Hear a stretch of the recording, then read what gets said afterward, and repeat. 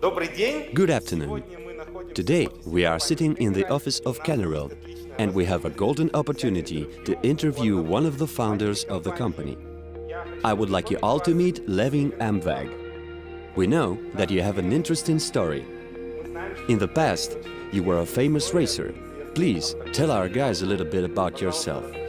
It's intriguing to know more about you and the story of your life. Yeah, my personal story, before I started with all that kind of things, I was a racing driver. I was driving for Audi Sports. Maybe some people know that. And you find it on YouTube and some videos when I was driving back then. I had an accident, a hard one in 2015, where I broke my back 2 times and I was in hospital and everything. It was a hard time, but it made me what I am today. And right now I'm lucky that it happened because it changed my vision. It brought me to the cannabis industry and to create something great, what we have right now. Both me and my viewers are curious on how did you come to the cannabis industry? Why did you choose this shape? Tell us more, please.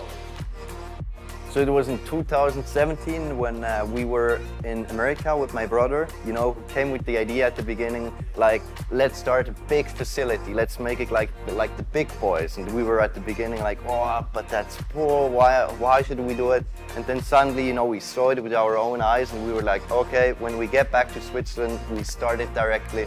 And that's what we see right now here, you know, it's so much planning involved, so much of a story behind all that kind of things, you know, when we were walking around in America, watching the facilities and seeing all that, and we were like, okay, we had the mindset to go back to Europe and build something crazy, you know, a state-of-the-art facility like no one else in Europe has.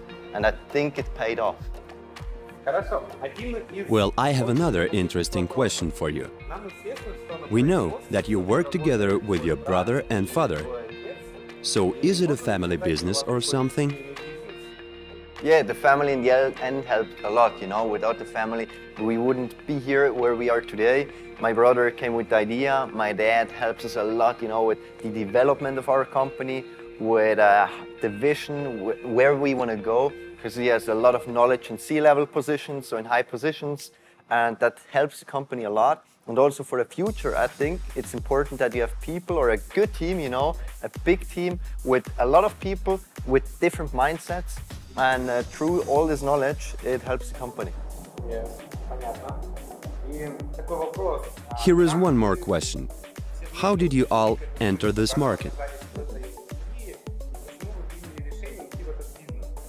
So how we got on this idea, you know, with everything to make it that big, it started with Severin, my brother, who is a grower at our facility.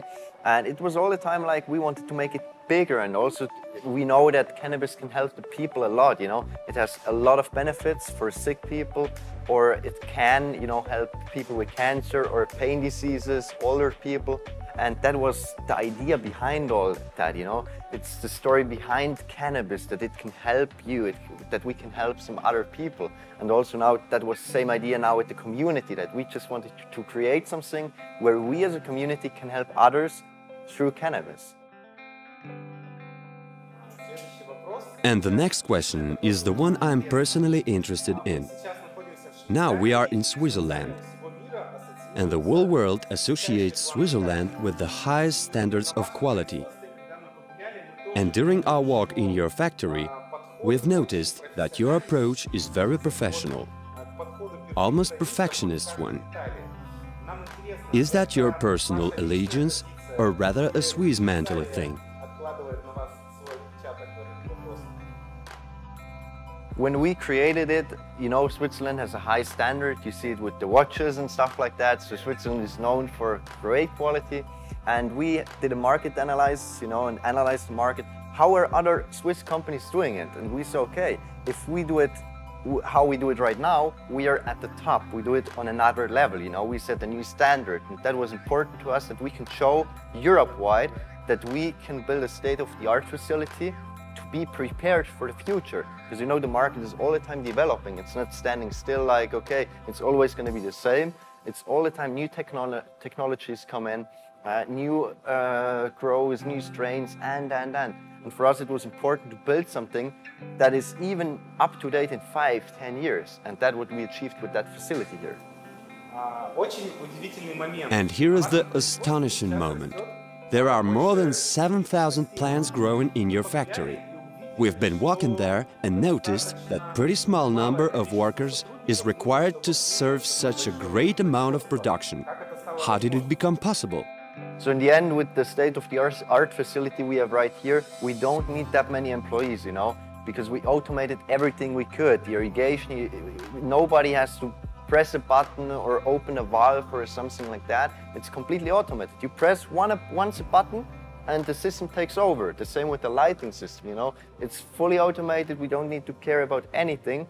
And that was important as well when we built and designed the facility, that we don't need 10, 20, 30 people in one room. That's why we have less employees, but invest more money to build a fully automated system. Nowadays, the European medical cannabis market is rocketing, and everybody admits that. A lot of community members are waiting for the German market to open, and it should happen very soon. Your production is expanding rapidly, and as we can see, we may say there wouldn't be any issues with the sales at all. No, you know, with the quality we have and with the facility behind it, everything, we don't see any problems why we don't get the products away. We have a lot of requests, so that's not our problem. And you know, we also focus on new products and new innovations, and that's why we are a leader in Europe with our facility and everything, and people watch at us, and it's awesome, and it's great to see the development of everything. It's really encouraging. And a lot of our guys have a question. Who are your current customers? We work with different countries, you know, at the moment it's Poland, Italy, Switzerland, Austria, and we mainly work with wholesalers at the moment. We are in deep talks with other companies in other countries to, you know, grow our network through Europe and also international. And we hope that within the next 5 years, you know, the whole brand, Cannerald, can be a global brand where people from America buy our brand, where people from India can buy our oils or whatever, and we want to grow together with the community, with you guys. In my hands, I'm holding a sample of your final product. And everybody is interested in how did you manage to adjust the release of your product that fast? It's not a moldage, it's a real CBD oil. A very popular product, as we know, and wow, we have only one question. How did you manage to release it that quick? And what are your plans for releasing products? Yeah, you know, our product department, they are working since weeks to develop products and to make it quick, because we, of course, could wait, you know, and wait, but we have people behind it, you know, we want to push, we are a good team. That's why we push our products. We want to launch several products within 2019. So it's not just going to be the oil, so it's going to come more, but I can't tell too much right now. We are also not going to tell you exactly when we're going to launch it. You know, we want a little secret still for you, but it's coming this year, 100%, and we hope that you're going to like it and that all the other people are going to like it. And that's what Cannerald stands for, you know. Let's talk about Cannergrow investment program. The token sale has successfully begun on June 20th. A lot of people have already become Cannergrow's partners or investors. So here's another question. How did you finally come up to this, and why did you give up the ICO despite planning it several months ago? You know, we didn't want to do the ICO. We invested instead our own money to build everything you see here. So it's not bank money or a loan or anything else. We said, okay, we do it. We invest our own money, because then you know you also get the motivation. You stand behind it. You want that the company grows. And then we came up with the idea, okay, how would it be if other people in other countries could own a cannabis plant, you know? If you could sit at home and that's your plant right here, and you could own it, and you also could profit from this billion market. And that's how the idea came up to. And it's great to see that as a community, you know, that we can grow together. And that's also our slogan, you know, that we want to grow for the community and with the community as a company. Exactly. I have another important question from the investors. As we know, your token sale was fully agreed with the state inspection entity. How did you manage to do this? There was a huge wave of poor quality ICO projects, and there was a great attention to any token sales, especially in Switzerland. But as we know, you managed to reconcile it on a legal basis. You complied with the rules of token sales. How did you manage to do this? Yeah, in the end, you know, we do all according to the Swiss law. It wouldn't be helpful if we would do anything, you know, completely illegal, and in the end, you know what I mean.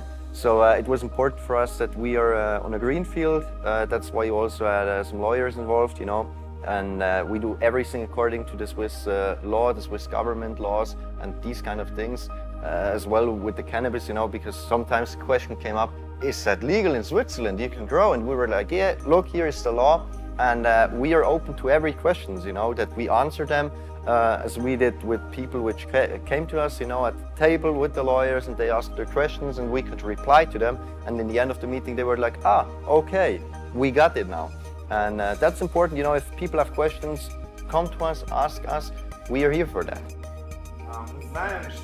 We are aware that your company has a really big plans. You're going to expand and build facilities in England and Macedonia. These are really high plans. Please tell us more about this, about your plans and what to expect. Yeah, the England facility, you know, or the location you've seen maybe on the internet, you know, the big location, which was a nuclear bunker area in the Cold War, you know, with nuclear missiles. And one of my friends owns the whole site, you know, the whole location, over 320,000 square meters. And we have the chance to cultivate cannabis there. So it's a great story for, you know, the marketing aspect. We can drive around with tanks, you know, we have tanks there. Yeah, of course, it's a great thing. And we are working right now hardcore behind it, you know, that we can make everything happen as soon as possible. And the same not Macedonia, but there we are a step further. So there we just wait for the go signal, or pretty much we have the go signal to build there a big greenhouse, you know. And with the greenhouse we get GMP license, we can cultivate high THC cannabis for Germany, France, you know, for all the countries that need high THC cannabis. And that's a great business, you know. You make more money with it. So it's a win situation for you, a win situation for the company. And again, we can grow together. A few words about Macedonia, first of all, grain country. We've been there, you know, we had some meetings with the companies for the greenhouse and the location and everything. And they also showed us, you know, the greenhouse they are building right now. And we would build our greenhouse together with them. So, you know, there is already experience in there. So they know how to do it. We can extract the THC oils there because it's a company from Red Bull or in the umbrella from Red Bull.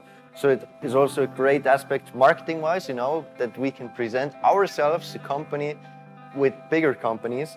And we hope that in Macedonia, you know, that we can create something like here, a state-of-the-art greenhouse where people look at us and that we are, again, that people make pictures from us, you know, and post them on Instagram and Facebook and post like, great company, state-of-the-art factory. And that's what we want to create with the branding, you know, that we want to create things no one else did before us. We want to be the leader in some sort of way. And we hope that we can do that together with you. And also, please tell us a few words about the partnership program.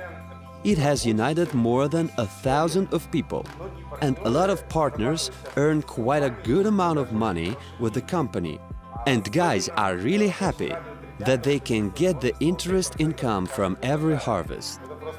This is truly amazing, and in fact this is the first project based on the real production on the online investment market. It's really fantastic, and a lot of guys are grateful to you. Allow me to express gratitude on behalf of all partners, and maybe you would like to say a few words to the folks. Thank you very much, you know. We achieved something great here, you know, it has never been done before, Nobody else did something like we are doing right now here. And that's why without you, the community, we wouldn't be able to build up our brand. We would not be able to grow together. And that's also or is going to stay our slogan, you know, for the future. It doesn't matter how big we grow as a company, we are going to grow as a community, and we grow for you. Thanks again, and we won't disappoint you in the future, and see you soon.